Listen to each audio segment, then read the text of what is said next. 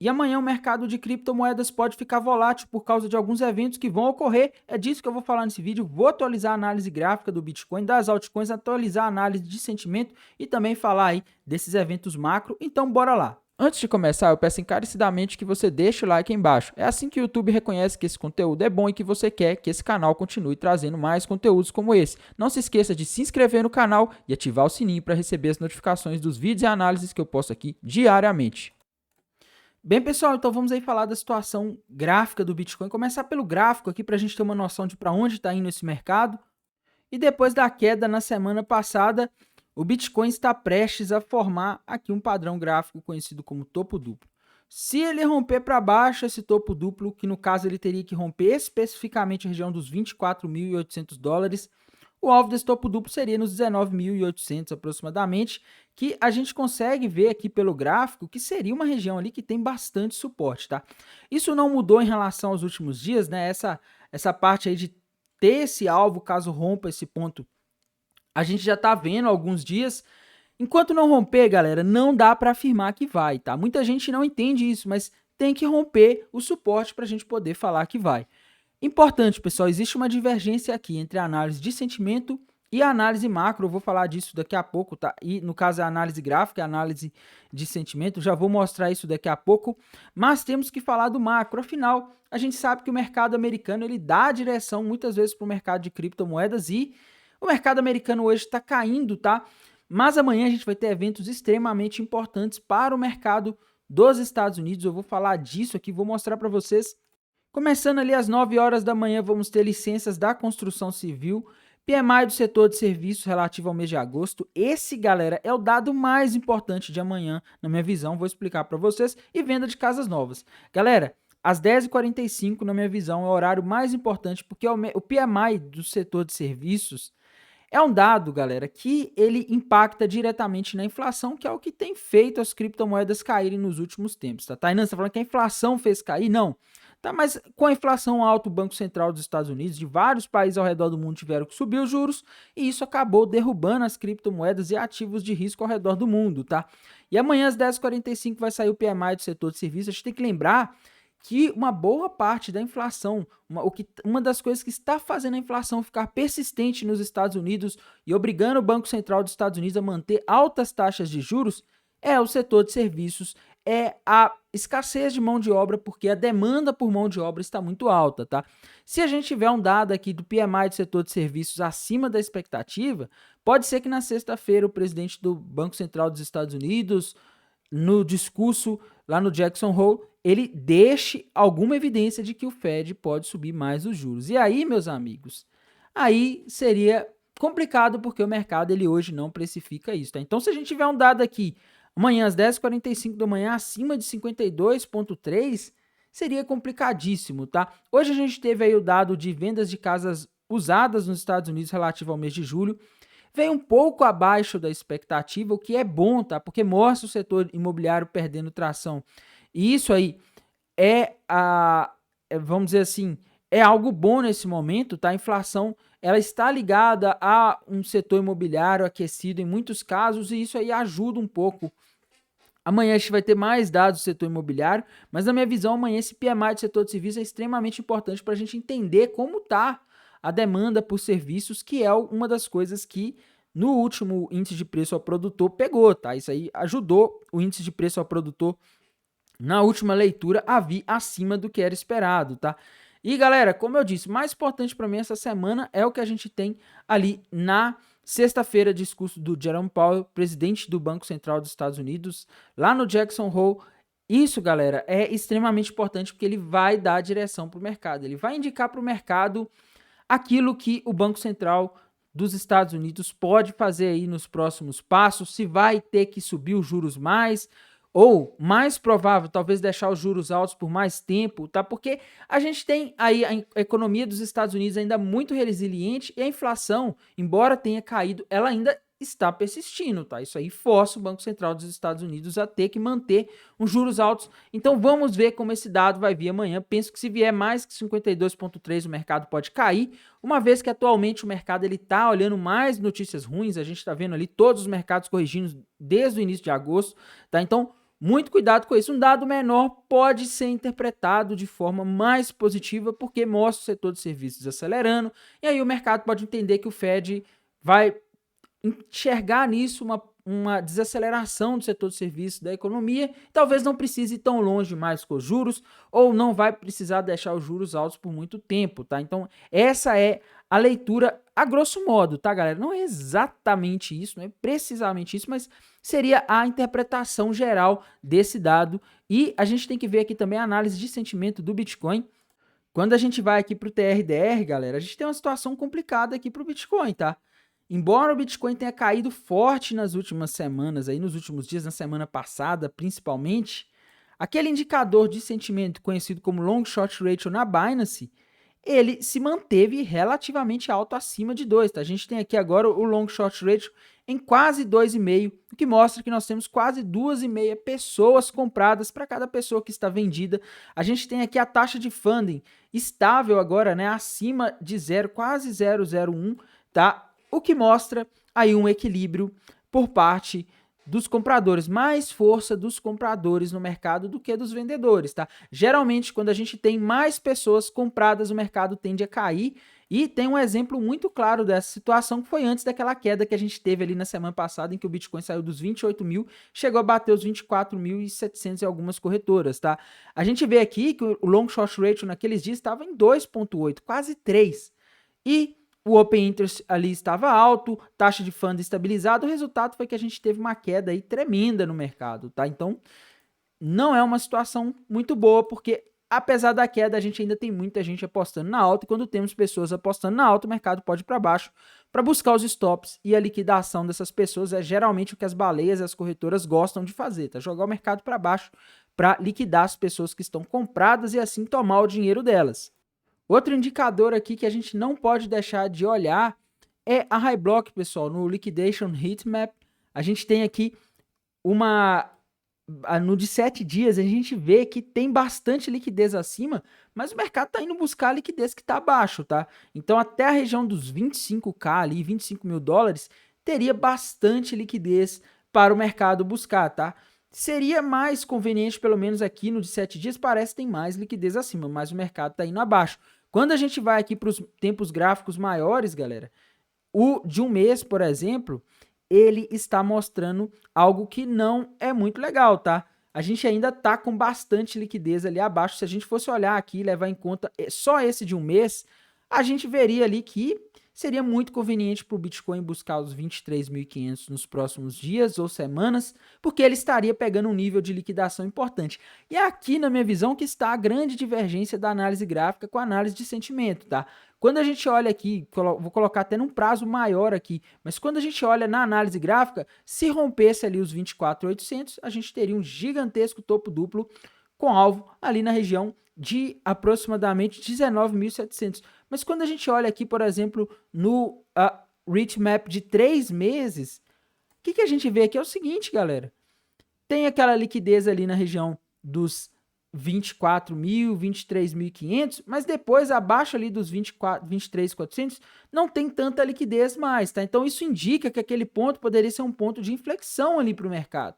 Né? Se é lógico, se não tiver acontecendo durante essa queda algum evento catastrófico, seja macroeconômico ou intrínseco do mercado de criptomoedas, um problema em uma stablecoin, uma grande corretora, se não for isso, a tendência seria bater ali nos 23.500 por aí, 24 mil e voltar a subir, tá? Como aconteceu quando o mercado pegou aquela liquidez ali na semana passada. O mercado caiu ali para aquele nível de liquidez em 24.600, já subiu de volta, porque era uma região de bastante liquidez, tá? Então, temos essa situação, por isso que eu vejo um pouco de divergência e na dúvida eu vou descendo o meu stop, né? Assim que eu me protejo dessas incertezas que o mercado ele nos proporciona, tá? Embora a maioria dos meus alvos, últimos alvos das minhas operações shorts estejam ali na região entre 24.000 e 23.500, tá? Então, eu sigo aí com esses alvos.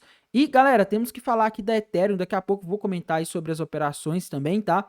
No caso da Ethereum aqui, galera, começar aqui pelos tempos gráficos maiores, tá? Eu não tô vendo um gráfico muito bonito para Ethereum aqui não, tá? Como eu comentei no dia de ontem, eu vejo aqui na Ethereum ela rompendo para baixo uma possível cunha ascendente, que é um padrão que normalmente indica continuação de um movimento de baixa, que a Ethereum vem aí desde novembro de 2021 caindo. Esse padrão aqui indicaria isso, tá? Ah, Tainan, você é pessimista. Não, eu tô vendo isso daqui. Tô vendo uma cunha ascendente. Se essa cunha for rompida para baixo, como parece que já está sendo rompida com a Ethereum nessa queda, a gente teria alvo para Ethereum aí visando semanas ou talvez até meses na região dos $700, tá? Então, segue essa visão não muito boa para Ethereum e, como eu disse, parece que ela está rompendo para baixo essa cunha, tá? Aqui nós estamos falando de tempos gráficos maiores, então isso aqui poderia demorar aí meses, semanas ou talvez até meses para acontecer, para bater esse alvo de fato, tá? Aí para a gente ver como estão as coisas nos últimos dias, a gente tem que ir para os tempos gráficos menores e também não tá nada bom, tá? Ethereum acaba de romper para baixo aquele retângulo que ela estava formando. Algumas pessoas podem ver aqui um triângulo descendente, porque dá para enxergar isso aqui também. Outras podem ver um retângulo aqui, tá? Prefiro sempre uma visão mais moderada, mais conservadora. Não gosto de trabalhar com alvos aí visando lucros absurdos, tá? Mas o que eu vejo aqui é o seguinte: para mim, rompeu para baixo esse retângulo. E no caso, o alvo desse retângulo está na região dos $1.600 aproximadamente. Então, a Ethereum deve buscar de novo os $1.600, embora já tenha chegado bem perto hoje, né? Daria para dizer até que buscou o alvo dessa figura de tão perto que chegou, tá?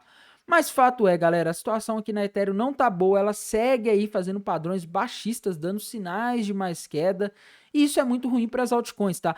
Inclusive, galera, teve uma coisa que eu falei ontem que algumas pessoas talvez não tenham compreendido exatamente o que eu falei, porque eu não me expressei muito bem, tá? Eu tava falando, né, que a Ethereum, as criptomoedas, principalmente as altcoins, caíram ontem na segunda-feira após notícias de que o Vitalik mandou para a Coinbase uma quantidade equivalente a $1 milhão para provavelmente vender, liquidar essas Ethereums na Coinbase, né? Ninguém sabe exatamente o que ele está fazendo com isso, se é para ajudar a Coinbase em alguma coisa lá, para prover liquidez, mas o mais provável é que ele esteja vendendo, e $1 milhão em Ethereum realmente não é muita coisa assim para mover o mercado. Tá? Só que o problema é quem está vendendo, galera. No caso é o Vitalik, né, o criador da Ethereum. Quando o fundador de uma moeda começa a vender e despejar no mercado assim, isso gera no mercado uma certa insegurança, um certo questionamento. Se o fundador dessa criptomoeda, uma pessoa extremamente influente na comunidade cripto, está vendendo a própria moeda, o que isso significa? Por que será que ele está vendendo? Será que ele sabe de algo que nós não sabemos? São esses questionamentos que o mercado levanta quando eles monitoram as carteiras dele e percebe que ele está vendendo. Tá? Não quer dizer que ele está vendendo porque existe alguma informação, ele não falou nada, ele não deixou muito claro o que ele está fazendo, mas essa é a interpretação, tá? É a mesma coisa, pessoal, de quando o CZ, lá no dia 12 de março de 2023, comprou uma grande quantidade de bitcoins, tá? Não sei se vocês se lembram, provavelmente deve ter pessoas aqui que se lembram disso aqui. O mercado de criptomoedas estava caindo, indo buscar o alvo de um topo duplo, ele estava até shortado aqui na época. E aí, no dia 12 de março de 2023, o CZ, CEO da Binance, ele anunciou no Twitter dele que ele iria comprar $1 bilhão em Bitcoin, tá? Ia trocar $1 bilhão em BUSD, que é uma criptomoeda stablecoin da Binance, que a Binance utiliza, por Bitcoins. E, galera, $1 bilhão para o Bitcoin, para as criptomoedas, não é tanto dinheiro assim se você for parar para pensar, tá? Poderia causar uma subida? Poderia, mas não uma subida de $20 mil para mais de $30 mil, que foi o que aconteceu, tá? Não justificaria uma subida de 50% ali no Bitcoin em um curto espaço de dias só porque alguém comprou $1 bilhão. Isso acontece, galera, muito mais pela influência do CZ do que propriamente dito pela quantidade que ele comprou, tá? E manteve o mercado ali muito tempo em alta, galera. O Bitcoin chegou a bater ali na região dos $31 mil duas vezes, tá? Isso aqui é porque ele é influente, é a mesma coisa do Vitalik. E no caso das altcoins, elas possuem um market cap bem menor e elas estão sofrendo. A Ethereum caindo mais de 2% hoje, tá? Quando a gente olha aqui, galera, se a Ethereum perder essa região de suporte aqui dos $1.600, vou arredondar, tá? Ela vai estar formando um topo duplo gigantesco que vai projetar a Ethereum ali na região de aproximadamente $1.300 para os próximos dias, tá? Então a gente vê vários sinais baixistas aqui para a Ethereum e ela tá ameaçando perder essa região de suporte dos 1.600. Se perder, meus amigos, aí a coisa complica para a Ethereum e principalmente para as altcoins.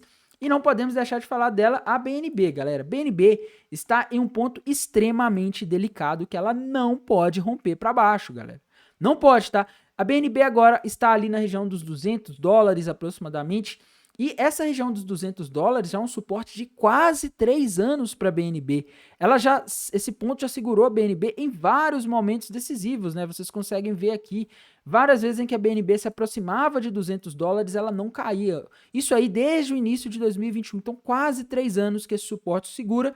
E agora a BNB está testando ele demais. Eu não estou gostando disso. E o pior, tá? Dessa vez a BNB chegou aqui nessa região de suporte, fazendo vários padrões gráficos que indicam que ela tá com força, pelo menos de venda, para continuar, tá? Quando a gente olha aqui, por exemplo, nos últimos dias ela rompeu aquela bandeira de baixo que eu já falei várias vezes aqui no canal, com alvo na região dos $160, tá? Então, isso aqui não é nada bom para a BNB. Ela perdeu uma região de suporte tão importante como essa, seria catastrófico, para não dizer algo pior, tá? O que a gente tem que pensar aqui sobre a BNB, galera? BNB tem um probleminha, tá? Eu não vou ficar falando muito sobre essa notícia, senão vão ficar falando que eu sou pessimista, mas nos últimos dias aí teve algumas notícias não muito positivas em relação à BNB, tem alguns rumores circulando, e isso, galera, muitas vezes está refletido no gráfico, tá? Tem uma frase, se eu não me engano, do Teoria de Dow fala isso, né? Agora eu não tô lembrando exatamente, tá? Que os preços descontam tudo. Os gráficos mostram, galera, muitas vezes antes de uma baleia comprar ou vender, antes de alguma coisa acontecer, pelos gráficos a gente consegue identificar quando há um fluxo de venda, principalmente quando o mercado ele começa a testar muito um suporte e não tem uma reação imediata, tá? Porque a gente vê em outros momentos em que esse suporte estava mais forte, o mercado caía, deixava uma sombra ali perto e já voltava para cima, ele não ficava tantos dias próximo e caindo em direção, tá? Isso aqui é um sinal de fraqueza da BNB, e se ela perder esse suporte, vai estar perdendo um suporte de 3 anos, e aí só Deus sabe onde ela pode ir, tá? Ah, Tainan, mas tem a retração de Fibonacci ali, né? Se a gente pegar uma retração de Fibonacci ali desde o Corona Day até agora, que foi a tendência de alta, ela já foi para baixo de 61% da retração, tá? E agora tá indo ali em caminho a 78% da retração na região dos $150. Então, assim, os pontos mais importantes que ela não podia perder para manter a tendência de alta, ela já perdeu. Então tem alguma coisa de errado aqui com a Binance Coin que está fazendo com que ela se desvalorize. Eu não sei dizer exatamente o que, não vou ficar falando dessas notícias para não parecer alguém aí, né, que quer que o mercado caia, mas é o que eu tô conseguindo ver aqui, tá? Não estou vendo nada de bom. Tem que falar da XRP, que é uma das moedas que estava caindo mais hoje aí. Essa também tá numa situação parecida, tá? Em termos de estar se segurando no suporte. Só que no caso da XRP não tem nenhum padrão gráfico agora indicando queda, tá? Ela já bateu o alvo do topo duplo que ela tinha feito. Embora ela tenha caído hoje, por enquanto ela está se segurando. Não há nenhum padrão gráfico aqui muito claro que nos indique que ela vai romper isso aqui para baixo e que ela tem um alvo muito claro aqui abaixo, tá? Então a XRP segue estável apesar da queda de hoje, já está devolvendo aí. Matic é a mesma coisa, pessoal. Matic está ali numa região de suporte importante, só que não tem nenhum padrão gráfico muito claro agora nos indicando para onde exatamente a Matic está indo, tá?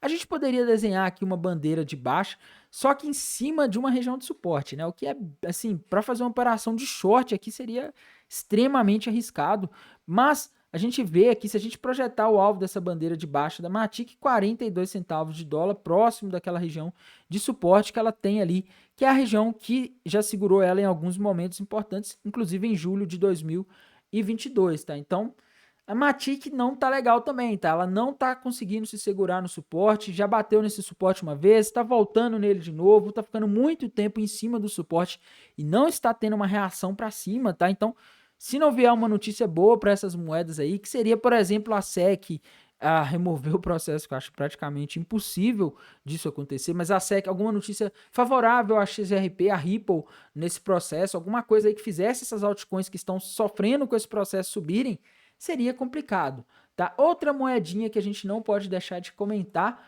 é a ADA Cardano, galera. A ADA Cardano, ela está em uma situação aí que também não é nada boa. No caso da Cardano, assim como na BNB, tem vários padrões gráficos indicando que ela vai mais embaixo, tá? Primeiro, né, a região ali dos 25 centavos de dólar, é uma região de suporte importante para Cardano, e ela parece que não está conseguindo se segurar nesse suporte. E pior, quando a gente olha o gráfico aqui da Cardano, tem esse padrão aqui também que a gente viu ali em outras moedas, no caso na Ethereum, tá? Uma gigantesca cunha ascendente rompida para baixo que projeta Cardano lá na região dos 18 centavos de dólar, tá? Então, o gráfico da Cardano não está nada legal. Algumas pessoas podem até ver aqui na Cardano, né, desenhando aqui um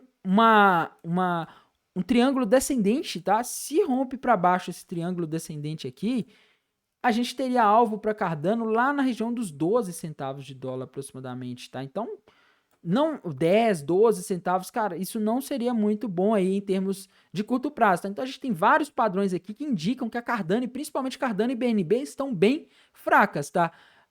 Se a gente olhar aqui, a gente tá vendo que ela tá fazendo topos cada vez mais baixos aqui dentro dos últimos tempos, dentro desse período de tempo analisado, e os fundos estão ficando na mesma altura. Isso quer dizer que os vendedores estão conseguindo empurrar a Cardano cada vez mais para baixo, e os compradores, o máximo que eles estão conseguindo fazer é manter ela ali na região dos 25 centavos ou acima, tá? Então, isso mostra que os vendedores estão mais fortes na Cardano. Tem que falar aqui também, pessoal, sobre as minhas operações, tá? Eu estou querendo montar uma nova operação no Bitcoin, porém, a barreira que eu estou encontrando, por enquanto, é uma falta de um padrão gráfico muito claro aqui, tá? Quando o mercado não faz um padrão gráfico muito claro, como é o caso aqui, ele fica andando de lado, como está acontecendo com o Bitcoin, eu fico sempre com um pouco de receio de abrir uma nova operação no Bitcoin ou em qualquer outra moeda, tá? Então eu estou aguardando aqui, eu estou vendo se o Bitcoin me ajuda um pouco a montar alguma posição vendida, tá? Porque eu não estou conseguindo ver um padrão muito claro aqui. Algumas pessoas podem dizer que é um triângulo descendente, só que, galera, eu não duvido, tá? Só que, como eu mostrei para vocês, a gente tem um pouquinho de liquidez ali na região dos 26.500, 27 mil dólares. Eu gostaria de montar uma posição vendida nova se ele fizesse um pullback, um movimento ali um pouco acima, tá? Eu não gosto de entrar vendido quando o mercado ele tá caindo assim por muitos dias direto, depois de uma queda grande dessa, eu gosto de esperar ele recuar um pouco para cima para então montar uma posição vendida, tá? Então eu tô aguardando aqui. No mais, pessoal, desejo a todos aí uma excelente terça-feira. Amanhã eu atualizo vocês em relação às notícias. Desejo bons negócios, bom descanso, até mais, tchau!